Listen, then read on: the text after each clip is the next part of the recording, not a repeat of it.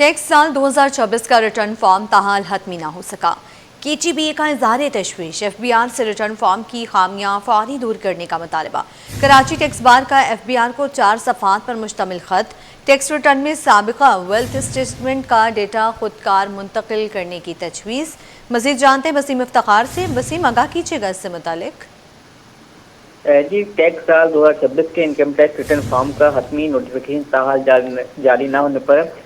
Karachi tax بار ایسوسی ایشن نے تشویش کا اظہار کیا ہے، جبکہ کراچی ٹیکس بار ایسوسی ایشن نے FBR کو 4 صفحات پر مشتمل خط جو ہے وہ لکھ دیا ہے اور اس میں اس ریٹرن فارم کی خامیاں دور کرنے پر زور دیا گیا ہے اس خط کے ذریعے سے،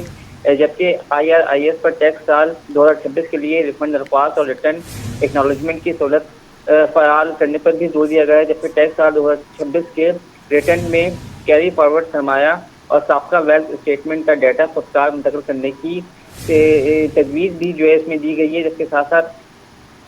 تجویز یہ بھی سامنے آئی ہے جو کراچی ٹیکس بار ایسوسی ایشن نے دی ہے کہ ٹیکس ریٹرن میں بڑی مقدار میں ڈیٹا کے لیے ایکسل اپلوڈ کی سہولت متعارف کرائی جائے۔ اس کے ساتھ ساتھ ٹیکس سال 2026 کے ریٹرن میں ترمیم کی سہولت بحال کرنے پر KTBA نے